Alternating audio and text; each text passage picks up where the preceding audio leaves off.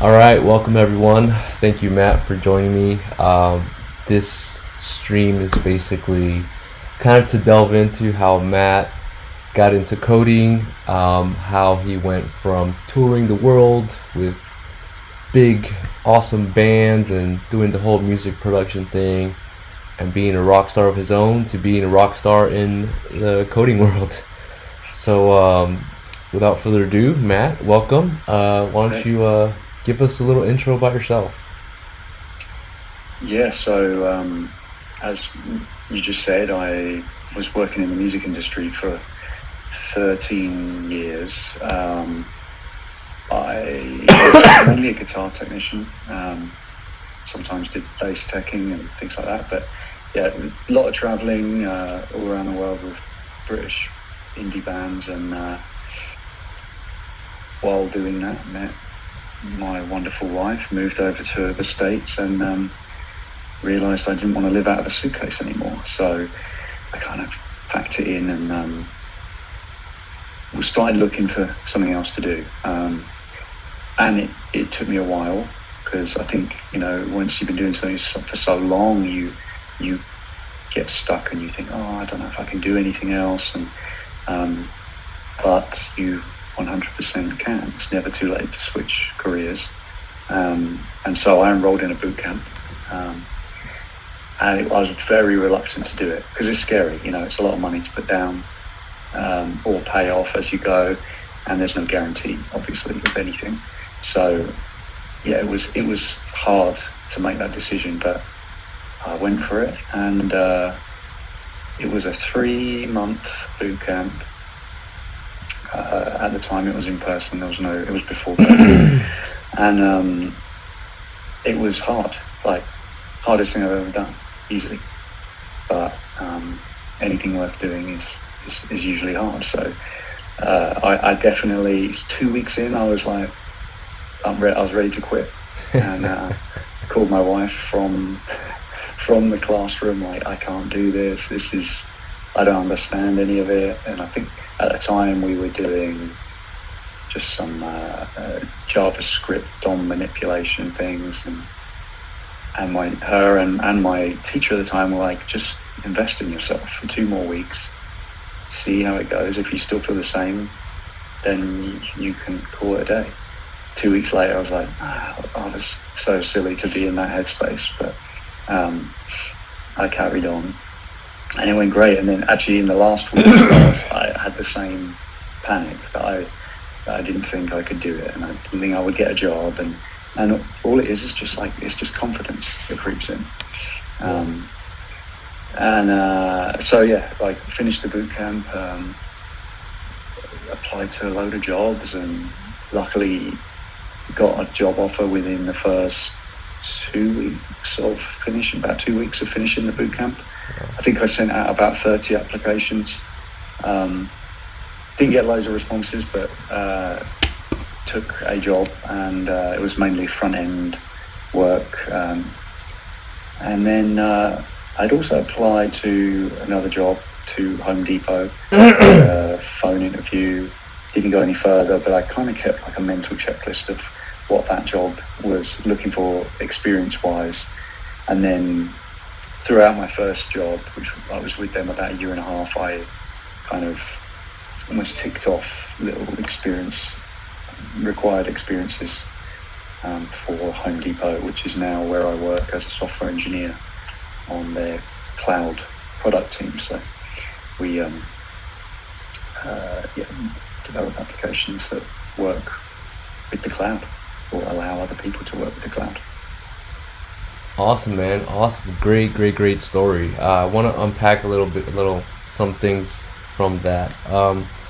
So you mentioned like your current situation. I was speaking with a neighbor of mine. We were just down by the fire pit, and he was kind of describing how he was kind of at the top of the food chain in his career, or where he was at, and felt like he just needed to make a change. And so that situation is very common. People will be in a specific job, and then they'll work their way up, and then they're there, and it's like, well, what's next? This was too easy. Or they're in a job that they just don't like, and or Hmm. doesn't pay enough, or they're just not happy about it. So that's really common, and it's scary, like you said, to get out from the little safe nest. You're taking a risk, you're taking a leap of faith, you're going into this new nebulous thing that you don't really know. And so there's a financial component involved there, and there is no guarantee if that it's gonna work, right? And I think that last one right there is really really big, because a lot of the CodeNow potential candidates have really asked that question, like, is there a guarantee? Hmm. And unfortunately, there's not. You can go to college, right, and there's still not going to be Yeah. a guarantee that you get a job. Yeah, and Um, I think the most important thing to stress there is, yeah, you can never have any guarantees, but you, you, it's up to you. I think how much you don't even how much you were going to put in effort wise after the boot camp. mhm. You have to be coding every day.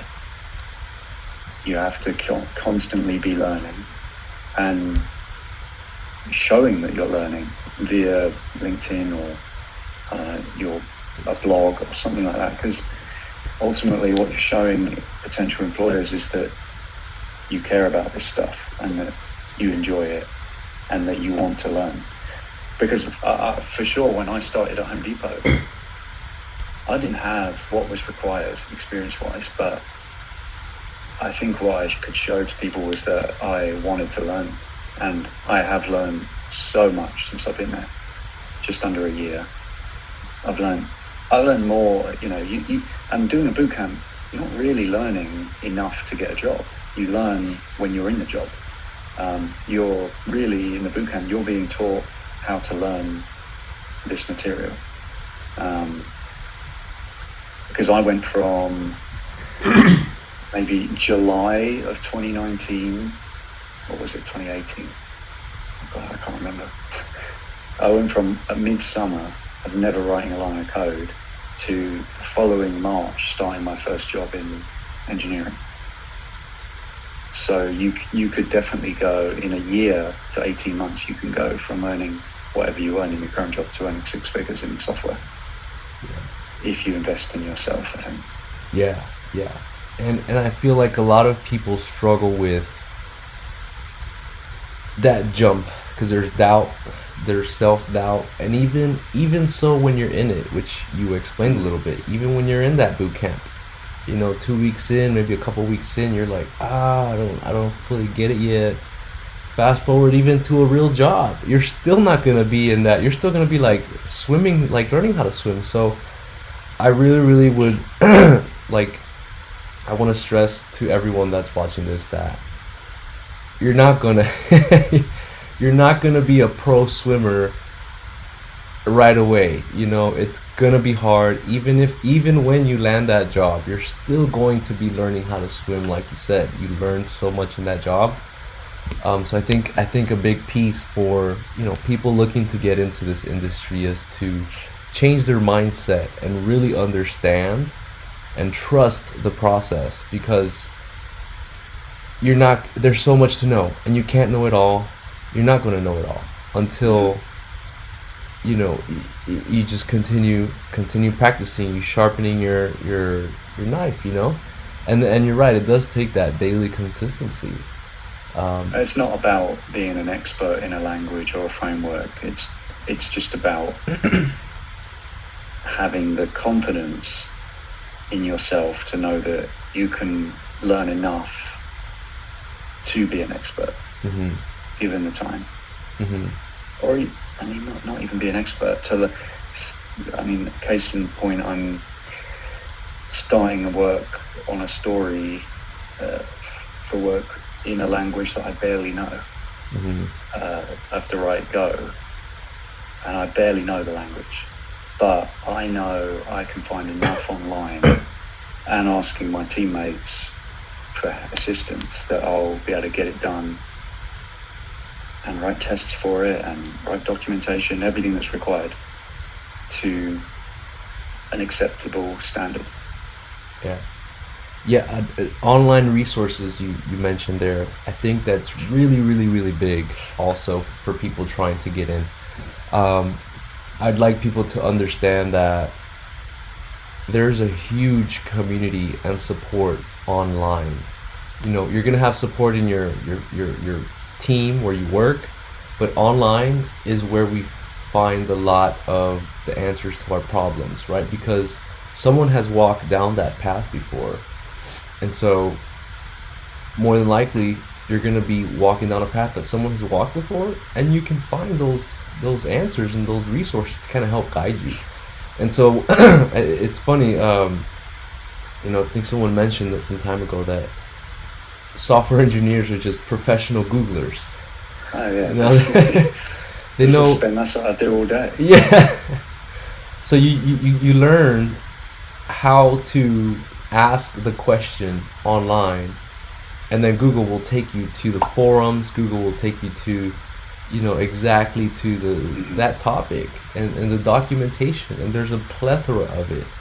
Once you understand that every tool or framework, platform, whatever it is, has a documentation, has some forum discussion of some type, once you see all that, then that helps your confidence, right? Because there's that support. I can figure this out. I can go to the internet. I can, even if you have just documentation without the forums, you can break things down, really take it apart and understand how they work. So that online resources is big. I wanted to just rip out the bits that you apply to your circumstances for what you're trying to code. Pick a bit from this page, pick a bit from this Stack Overflow, piece it together, and you have a program. Yeah. I wanted to touch a little bit too on, you mentioned LinkedIn, so that's a big piece. Your resume, that's old news. No one's, yes, it's your entry, your entry ticket, right? People are gonna look at it. It needs to be nice, but nowadays they want to see actual work. They want to see a portfolio. They want to see your work. They want to see your code. So nowadays, for software engineers, it's not just a resume, but it's also your GitHub profile, right? Let's look at your code. Then it's also your LinkedIn, right? Let's see what's going on there in your socials. What kind of credentials? What programs have you passed? So this is not just the coding piece to really work yourself into that, but it's a little bit of everything. The main thing is your code, right? You don't want to just have copy from here, paste over there, and boom, here's my app. Because the interviewer is going to ask you, okay, why did you choose this? Why did you write this way? So I would also add to that a portfolio, a website. Yeah. Which you can, especially with GitHub now, you can set up in half an hour using their pages. You can get it live. You can buy a domain from Google for like $12. Yeah. And you can build a simple page portfolio linked to some work you've done, so someone can actually use the application or something, whatever you've made, a game or something. And then that can be on your LinkedIn. You can have that on your resume. And you've got a live example of something you built. Right. And interviewers are going to see that and think, wow, this guy doesn't just have a resume. Guy or girl doesn't just have a resume. He got a portfolio. He's got a decent LinkedIn, or whatever the case is. So two more questions here that kind of just popped in my head. We touched on this before when we epically failed the first time at doing this, but what would you say was the hardest part for you in the whole process from beginning to now? I think just committing to actually doing a boot camp, learning to code, stopping what I was originally doing. Like you said earlier, that I was in that safe space where I had an income, I had job offers I had work, I had a network of people that I worked with, and trying all that in and committing to something new where there was no guarantees. That also cost me like a decent amount of money. That was the hardest part.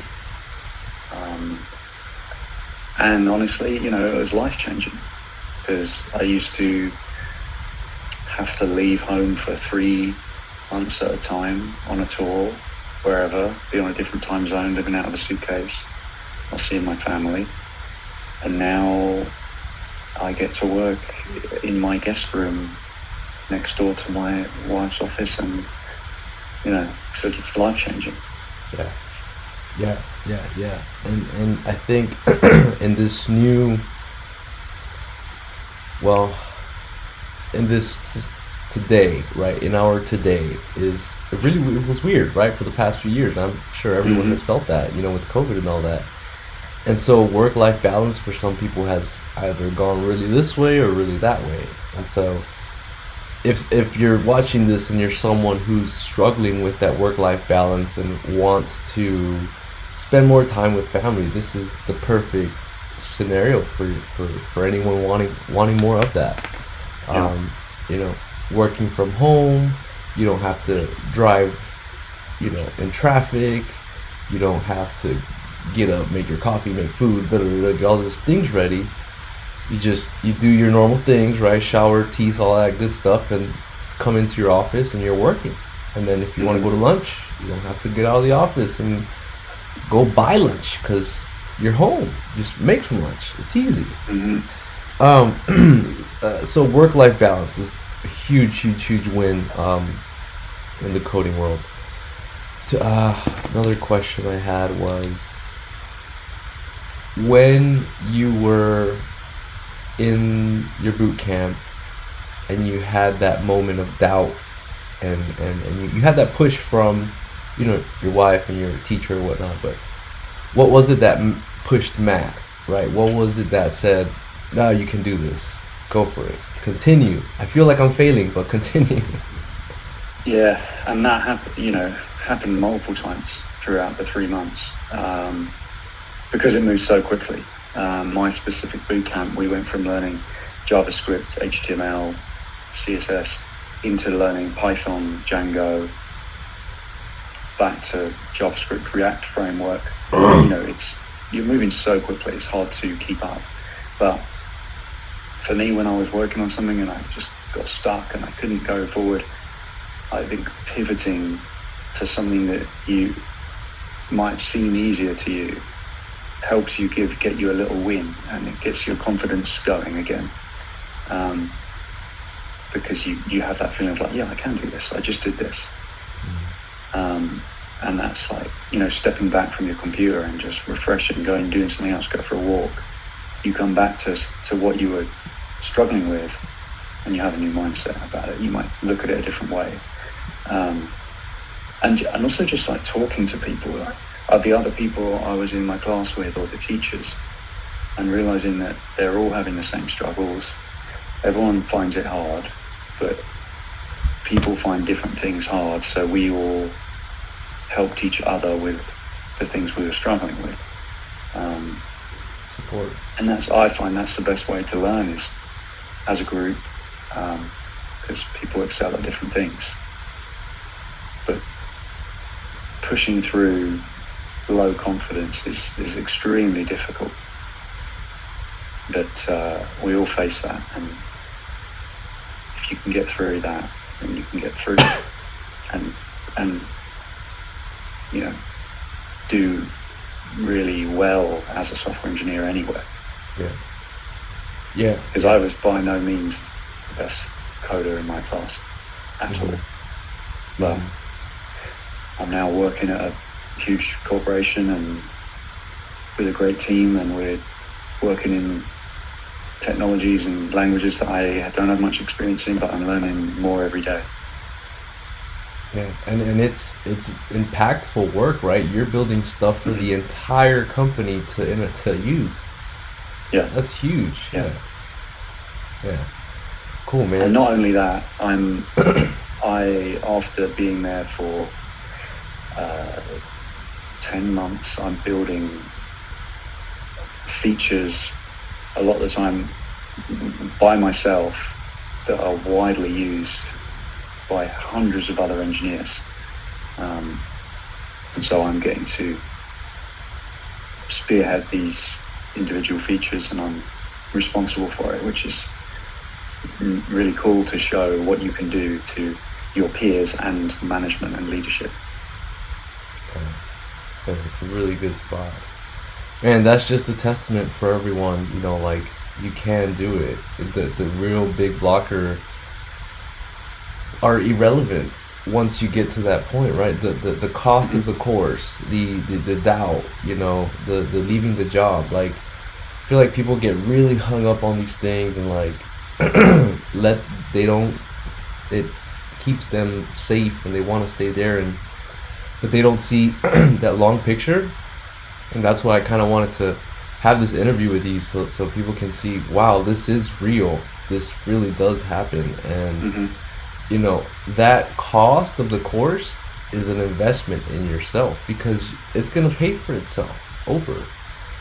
I mean, it'll pay for itself, especially given how the market is right now for an entry-level software engineer. You know, it'll pay for itself within less than 6 months. Yeah. And you know, the CodeNow program is greatly underpriced compared to the big boot camps, and we've designed it to where it provides more value, at least we'd like to think, because we have that one-on-one experience, or that one-on-one experience, and then you have the cost, and then we introduce you to recruiters, and it's a comprehensive thing, right? Gearing you towards that entry-level front-end developer role, right? Which is the most common role that's open. It's low-hanging fruit, and that's why we geared it that way. So, going back to the kind of just to share a little bit about my story as well. When I first started, I always had this feeling of insecurity or like low confidence, and just kind of like a scared feeling of like, I'm not getting this. I'm not getting, how do people do this? I don't get it, you know. And I just stuck with it. It was still paying me, right? It's still a paying job, but if you stick with it, you know, and you really put your mind to it, you'll get through. The other thing I was gonna ask you is, let's say you were an interviewer, and I was the interviewee. What should I expect from you? It's like questions, or like what would you expect on my resume?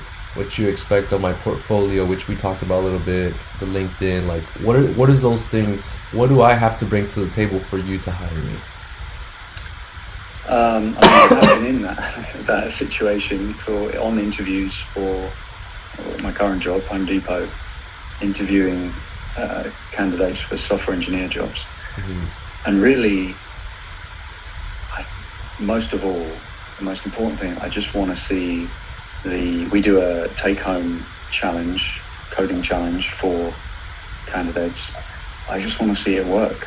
I just want the candidate to come on the call, share their screen first of all, because you'd be surprised how many people, for some reason or another, can't share their screen.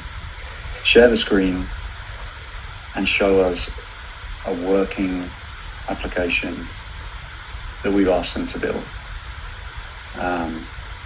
Doesn't have to be perfect. No, doesn't have to be perfect. And if it crashes while you're presenting, that's fine too. Because I mean, I've definitely written code that crashes everything, but you know, just put in that, be prepared. Do a trial run with a friend. Make sure you can share your screen. Talk through the application. That's a big one right there. I never thought of that. Do a trial run with a friend. Yeah. I mean, I definitely did when I did my interview, and talk through as you're doing the project. it might not be a take-home project, sure, but talk through the process. So if you have to build a back end or a front end, talk about how the steps that you, that's my dog going crazy, talk about the steps that you went through to get to the finished product that you're presenting.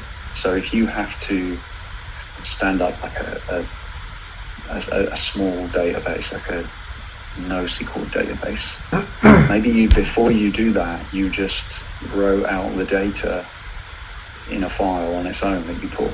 So you can show the interviewer, this is what I did before I actually got to the, so that then that way they know, well, if you ran out of time and you didn't get to do this part, you would have had a working application. It's all about preparing your time and having backup scenarios and talking through every step of the way and what you did. Because I think that shows how someone is going to approach a real story or task when they start the job. But mostly just be able to present your screen and show your code. Because it happens too often where people can't do that. Yeah, that's really, really important too, is the whole thought process. The whole thought process too. Like, the interviewer is not looking for a beautiful, shiny project. What they're looking for is like, what are the trade-off decisions that you made, right? Because your number one goal should just be MVP, get the thing working, right? Get the skateboard working, and then build a bicycle, then build a car, right? But if MVP, you can, you should maybe explain minimum viable product. minimum viable product. So that's I think there's different definitions in different companies, but generally speaking, an MVP is like the smallest working proof of concept application, right? We want to build an application that shows that restaurant's menu. Okay, here's my MVP. It's white screen, black words. It's not pretty, but it works, right? That's it, and it has all the menu items.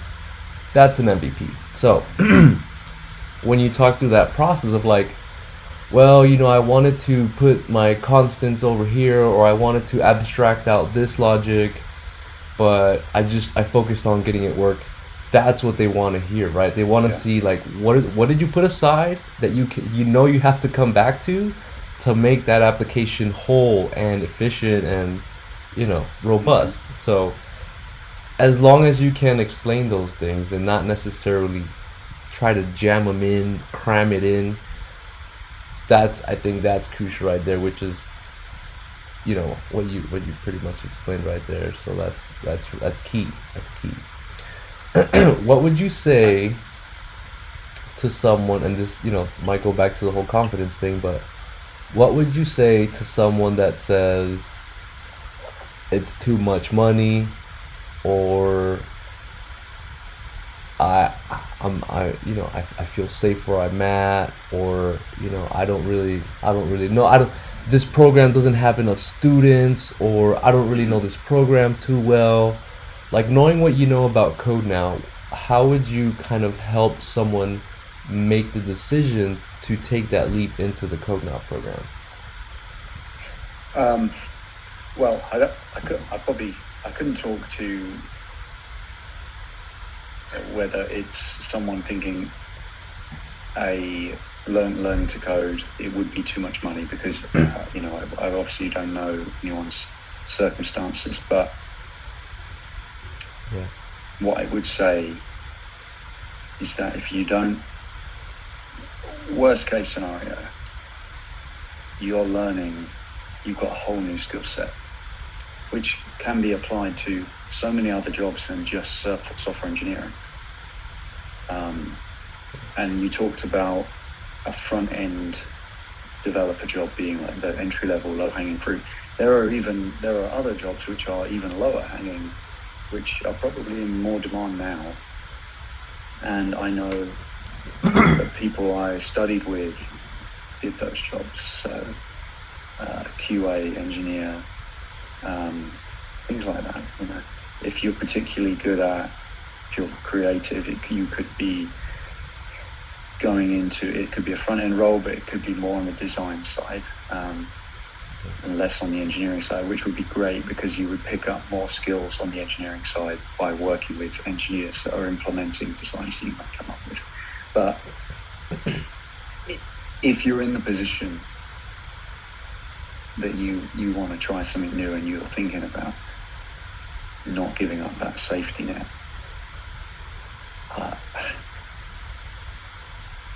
all I could say is just it could be life-changing. Personally, I doubled my salary within 3 months. My lifestyle is completely different than, I mean, granted, I went from one extreme to the other, but I can't, especially with the market right now, in terms of software engineers, the salaries are higher. Companies are desperate for software engineers now.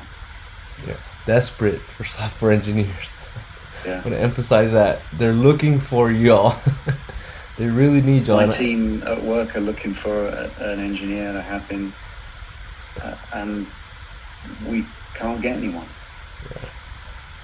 Specifically a Golang engineer, but I don't find anyone. Yeah, yeah. And that's easily a 6-figure salary. So. Mm-hmm. And those, what was I gonna say?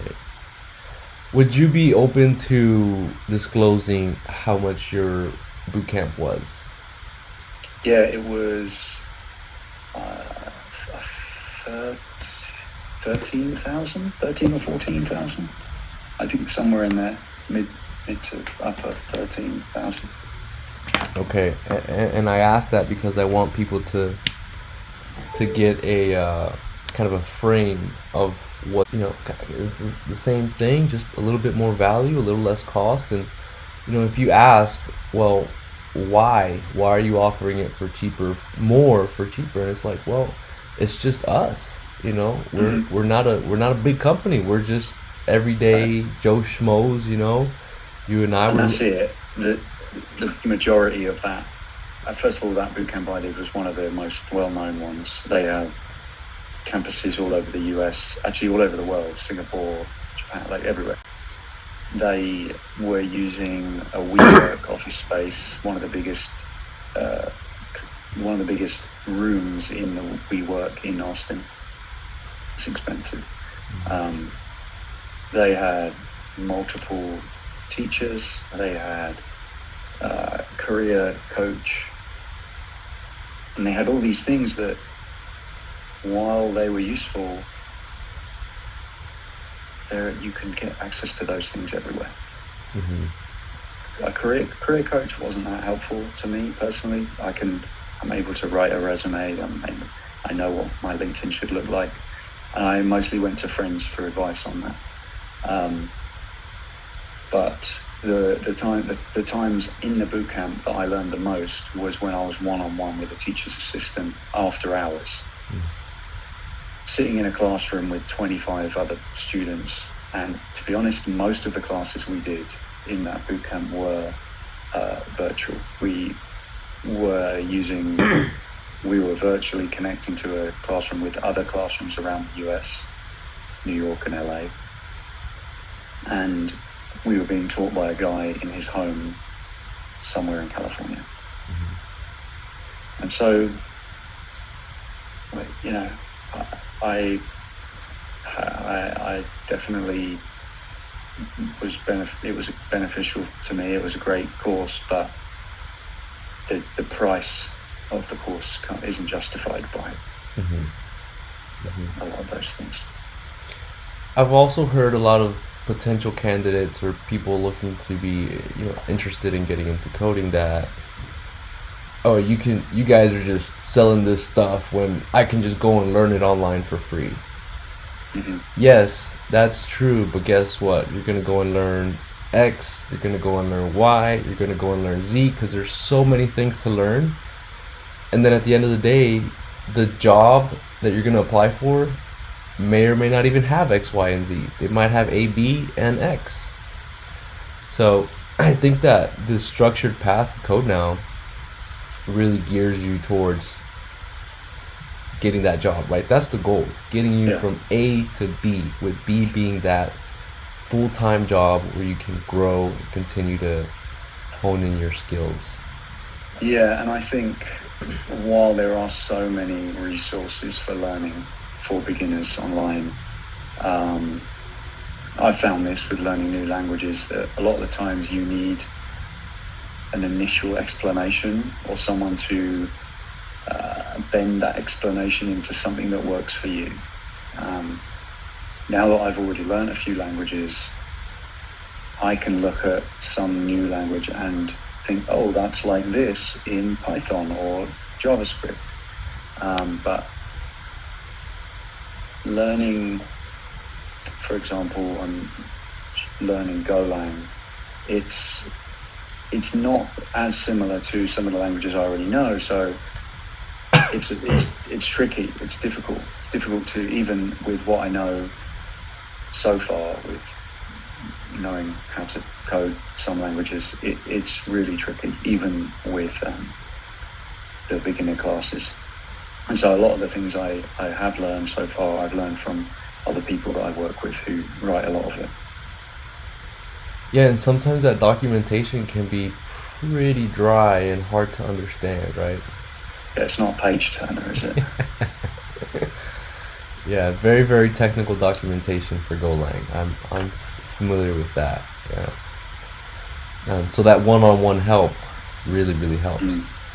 Yeah, massively. Yeah. Cool deal. Well, Matt, I don't have any more questions. I think I've asked all the questions that I think potential students would want to ask. Maybe there's some more questions in the comments. Who knows? We'll see.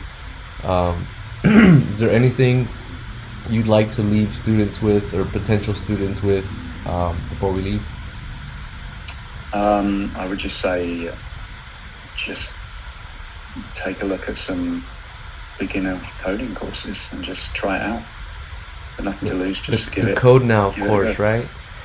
Yeah. Yeah, definitely. Yeah. Just And invest in yourself, to invest some time, and yeah. just give it a go. And it's fair to mention that you are one of the CodeNow mentors, right? Right. Yeah. Yeah. Yeah. I'm one of them. So, and you know, working through coding problems and learning for the first time, I've been there. I think I know pretty well how to explain to someone who has nothing to reference for what this new material is. And then, who knows, I'm sure we'd come across something that I don't even know. Mhm. And then the fun part and the way you really learn is when you solve something together. And that happens all the time in any job, in any software job. You'll come across things you don't know and you need to figure it out, and you pair with someone and you both come out of it by learning something. Yeah. So yeah, it's fun. It's fun. It's a Yeah. good sense of achievement as well when you can finish the day and you're like, oh, I didn't know that this morning. Yeah. Yeah. I always thought that, like, the coding is like 80% frustration and then that 20 or 10% is just like, oh, it's like a hallelujah moment. And the amount of things that come to you when you're just doing, you could be struggling with something all day long, and then in the evening you're cooking dinner and you're like, oh, I didn't think of that all day. Yeah. Yeah. It's pretty weird. Awesome, man. Well, hey, listen, I appreciate you taking your time out of your Friday and speaking with me, and kind of hopefully, illustrating to potential students trying to get into coding what it's really like and what it takes and the benefits of it. So Yeah, sure thing. Awesome, man. Well, have a great weekend, and yeah, you too. We'll see each other soon. See ya. Bye. All right.